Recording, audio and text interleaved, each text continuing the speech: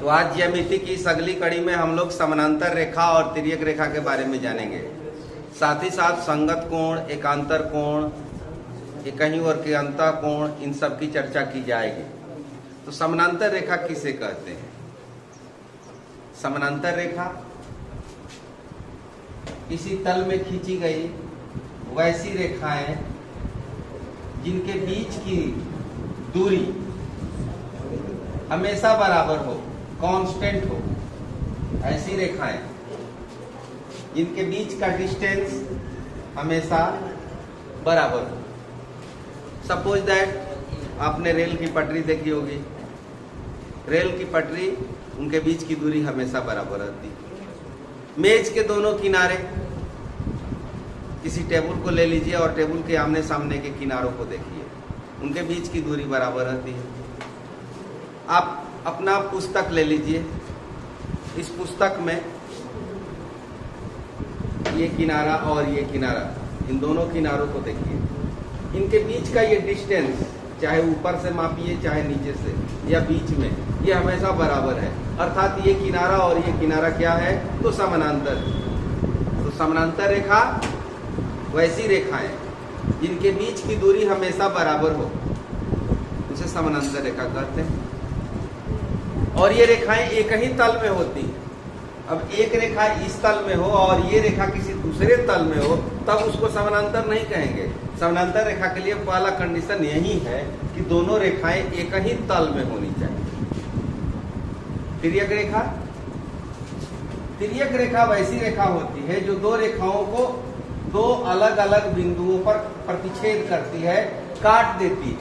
अब जैसे मान ले कि ये L1 और ये L2 दो रेखाएं हैं, चाहे ये समानांतर हो चाहे ना हो, लेकिन इन दोनों रेखाओं को काटने वाली ये रेखा T, जिसको ट्रांसवर्सल लाइन कहते हैं, तिर्यक रेखा कहते हैं, P और Q पर काट रही है, तो ये T क्या है?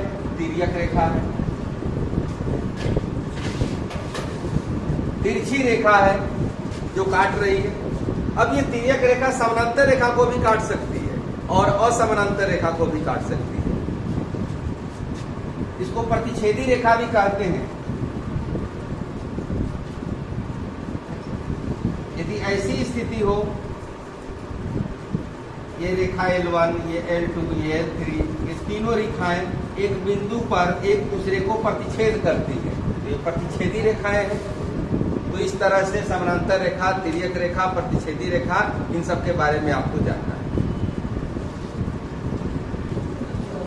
यहां पर देखें, ये दो रेखाएं हैं L1 और L2, L1 समानांतर L2, और इसमें L1 समानांतर नहीं है L2, और T रेखा यहां भी है, T रेखा उस चित्र में भी है। T क्या है? तिर्यक रेखा है।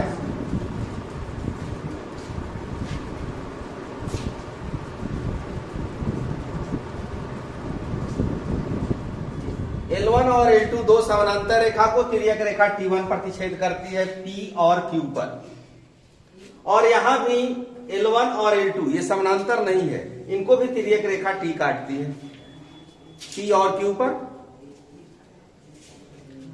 अब यहां पर कितने तरह के एंगल बनते हैं, कितने तरह के कोण बनते हैं, उसके बारे में देखें।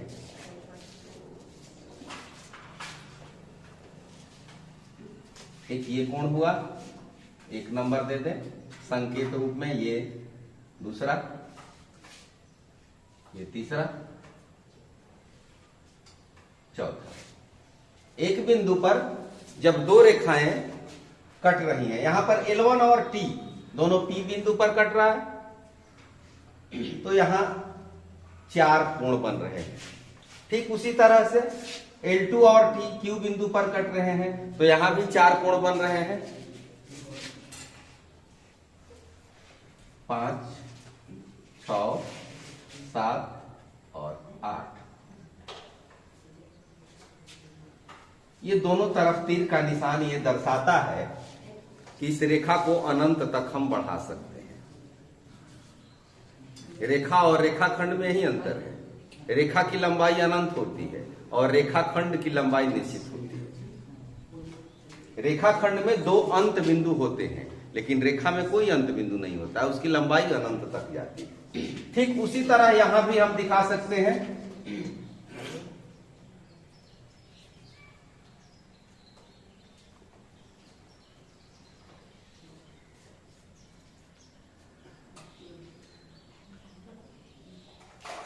अब समझना है संगत कोण के बारे में।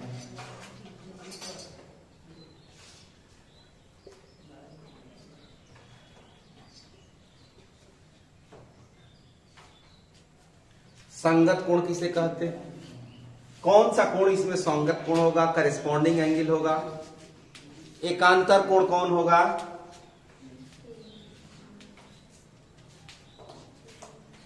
तो संगत कोण, एकांतर कोण, एक ही और के अंतः कोण, इन सब के बारे में देखते हैं। इस चित्र में देखें तो संगत कोण होगा, ये रेखा है L1 और ये रेखा है L2। L1 और L2 को काटने वाली रेखा है T। T के बाईं साइड में ये एंगल ऊपर की तरफ बना हुआ है और यहां पर इस रेखा के भी ऊपर बना हुआ है ये कोण। तो कोण 1 और कोण 5, ये संगत कोण है। इस रेखा के ऊपर और इसके बाईं तरफ, तो ठीक इस रेखा के ऊपर और इसके बाईं तरफ ये कोण संगत कोण होंगे। ठीक उसी तरह से इस दाहिने साइड में चले जाएं तो ये 2 और ये 6।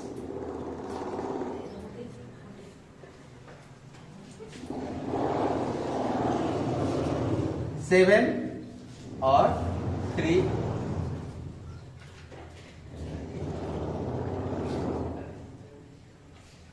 कोण 3 और कोण 7, ये संगत कोण होंगे। ठीक उसी तरह से कोण 4 और कोण 8।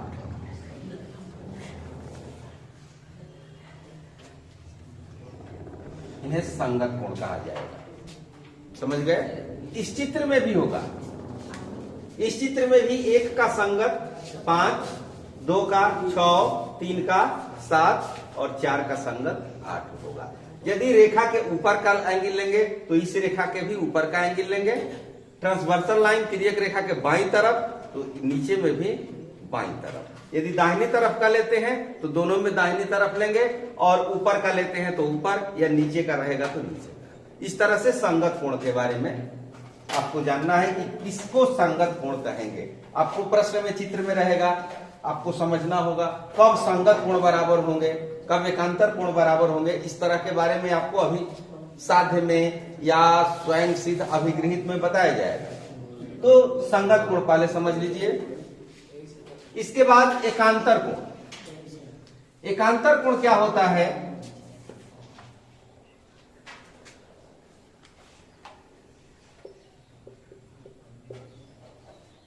एकांतर कोण 2 तरह के होते हैं। एक एकांतर अंतः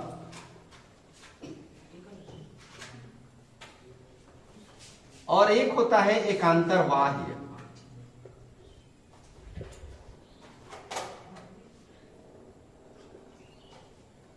ये 2 तरह के होते हैं। अब एकांतर कोण अंतः और बाह्य, इनको समझ लीजिए। यह है तिर्यक रेखा और ये 2 रेखाएं हैं L1 और L2, 2 रेखाएं, इनको काटने वाली रेखा तिर्यक रेखा है। अंतः कोण अर्थात भीतर के कोण।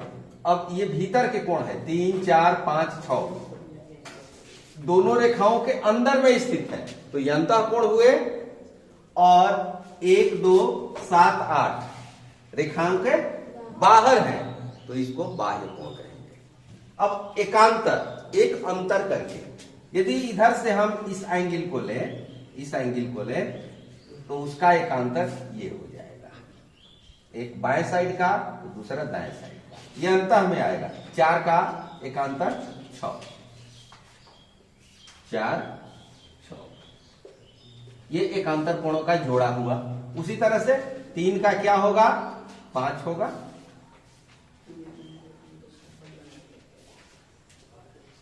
कोण 3 और कोण 5 ये दोनों एकांतर अंतः कोण। उसी तरह से एकांतर बाह्य कोण के बारे में देखें तो एक इसका एकांतर कोण होगा 7,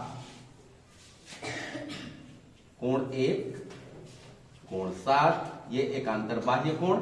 और ठीक उसी तरह से इस 2 का एकांतर कोण 8 होगा। एक तिर्यक रेखा के दाहिनी तरफ तो दूसरा बाईं तरफ।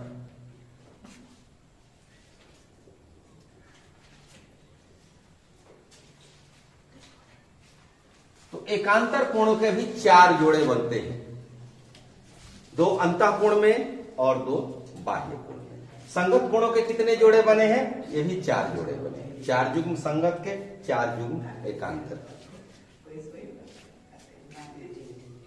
इसके बाद अभिमुख,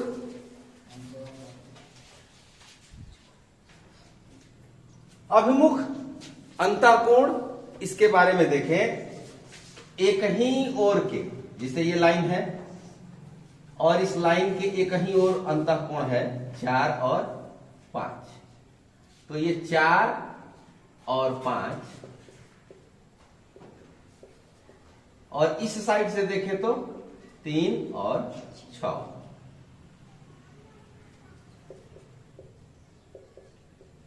इसको कहते हैं अभिमुख अंतःकोण।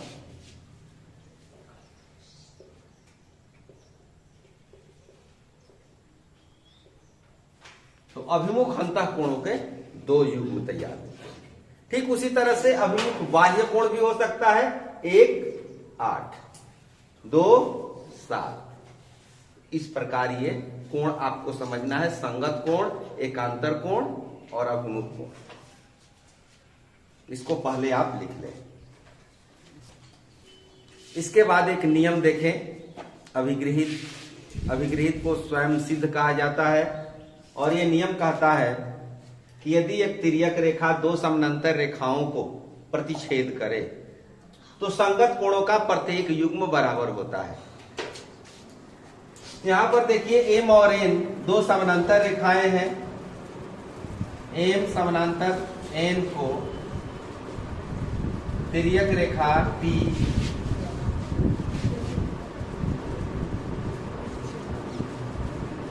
क्रमशः 2 बिंदु इसमें मान लिए जाएं। एक बिंदु है ये, इसको मान लें ए, और इसको मान लें बी। क्रमशः ए और बी पर प्रतिच्छेद करते हैं।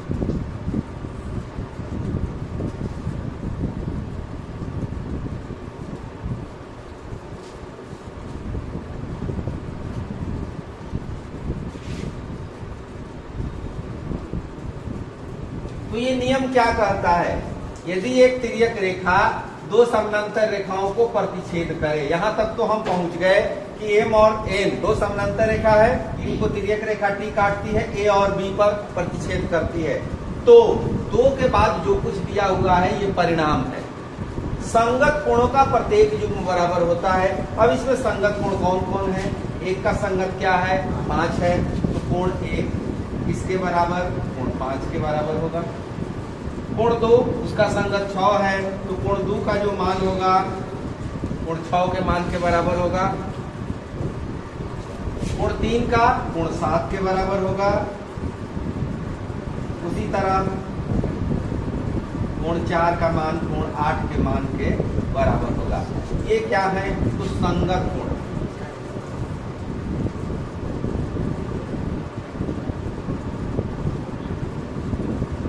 तो याद रखना है, यदि एक तिर्यक रेखा 2 समानांतर रेखाओं को प्रतिच्छेद करे तो संगत कोणों का प्रत्येक युग्म बराबर होता है।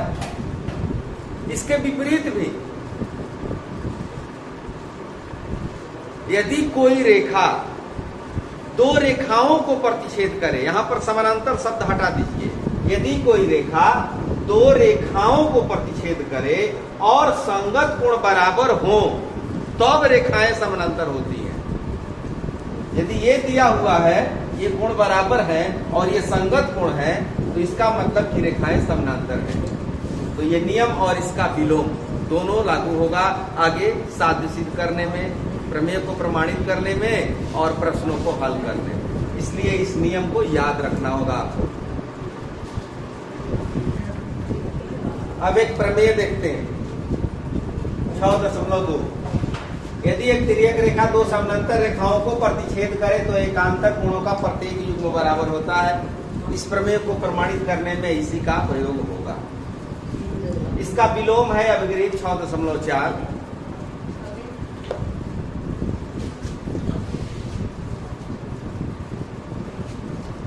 ये दो समानांतर रेखाएं एल और एम, दो समानांतर रेखाएं और इसको काटने वाली रेखा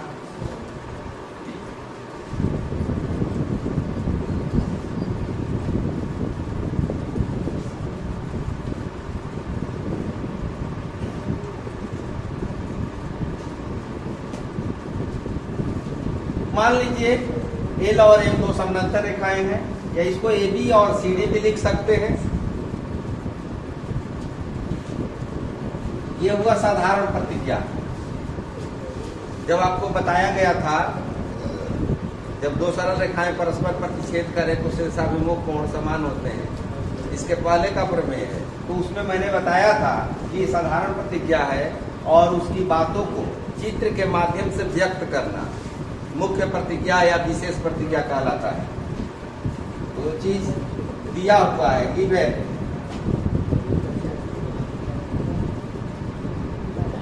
क्या दिया है? एल और एम दो समानांतर रेखाएं हैं। एल समानांतर एम को तिर्यक रेखा टी क्रमशः ई और एफ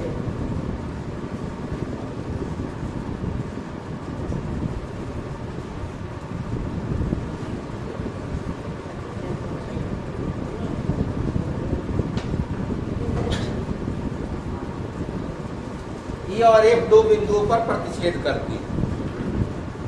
तो सिद्ध करना है कि एकांतर कोणों का प्रत्येक युग्म समान होगा। अब यहां पर कौन कौन से कोण एकांतर कोण होंगे इसको जरा देख लें। यहां कोण और यहां कोण एकांतर होगा। ये कोण और ये कोण, ये एकांतर अंतः कोण हुए। इसको मान लें। 1 2 3 4 लिख देने से थोड़ा आसान हो जाएगा। अब जहां पर हमें लिखना होगा ए ई एफ, वहां पर यहां पर यदि हम 1 लिख दें, 2 लिख दें, 3 4 लिख दें, तो 1 का एकांतर 3 और 2 का 4। और नहीं तो आपको पूरा लिखना पड़ेगा एंगल ए ई एफ, और इसके लिए लिखना पड़ेगा डी एफ ई। ये गिवन दिया हुआ है। अब क्या सिद्ध करना है कि एकांतर कोणों का प्रत्येक युग्म समान होता है। ये सिद्ध करना है angle 1 is equal to angle 3 और दूसरा angle 2 is equal to angle 4। अब कैसे सिद्ध करेंगे?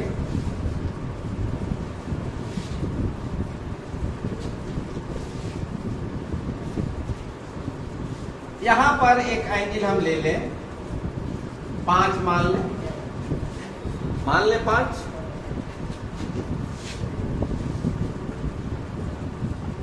यहां पर लेते, 3 4 तो इधर ले लेते हैं 5।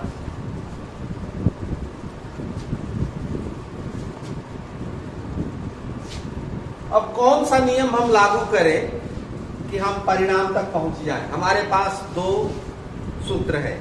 एक तो दो सरल रेखाएं परस्पर प्रतिच्छेद करती हैं तो शीर्षाभिमुख कोण समान होते हैं, और दूसरा तिर्यक रेखा दो समानांतर रेखा को काटे तो संगत कोण बराबर होते हैं। साथ ही साथ एक और सूत्र भी है रैखिक युग्म अभिग्रहित का, उसका भी यदि प्रयोग करना होगा तो किया जाएगा। अब देखिए एल और एम क्या है? समानांतर है। एल और एम क्या है? समानांतर रेखा है और तिर्यक रेखा टी है, उसको काट रही है। एक चीज और, ये एम रेखा है और ये टी रेखा है। रेखा एम और रेखा टी बिंदु ए पर कट रहे हैं, तो दो रेखाएं कट रही हैं किसी बिंदु पर, तो यहां पर ये कोण क्या होंगे? ये कोण शीर्षाभिमुख कोण होंगे, वर्टिकली अपोजिट एंगल। एम और टी परस्पर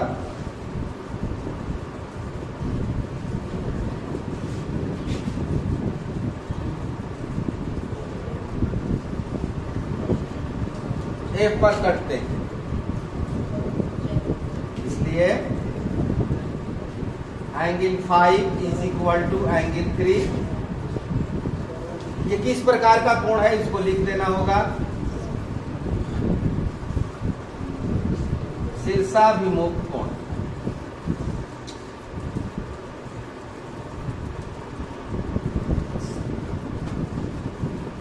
यदि आप शीर्षाभिमुख कोण के बारे में नहीं जानते हैं तो इसके पहले वाले क्लास को देख लें। एक परिणाम हुआ, अब इसकी सहायता से क्या मिलेगा?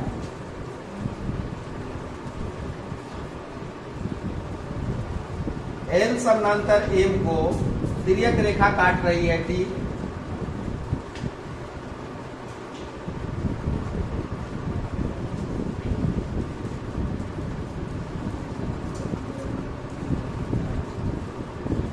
तो संगत कोण बराबर होंगे। कोण एक का संगत क्या होगा?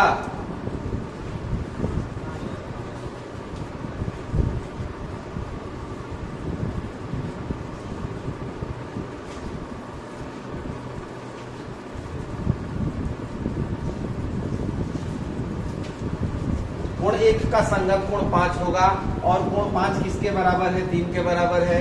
इन दोनों समीकरणों को ध्यान से देखें, 5 3 के बराबर है और 1 5 के बराबर है, तो 1 3 के बराबर हो जाएगा। 1 का मान 5 के बराबर, 5 का मान 3 के बराबर, तो 1 का मान 3 के बराबर।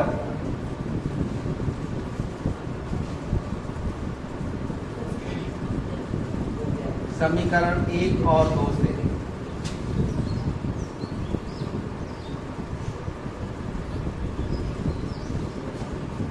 कोण 1 बराबर कोण 3, और ये प्रमाणित हो गया। इसी प्रकार हम सिद्ध कर सकते हैं कोण 2 बराबर कोण 4। अब ज्यादा कुछ नहीं करना है, आपको लिख देना है।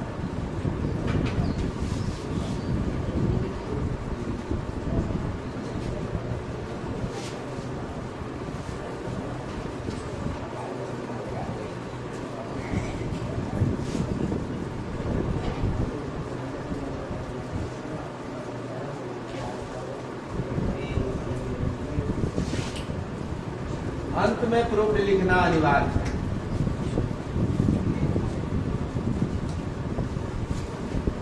इस नियम की जरूरत नहीं है लिखने का।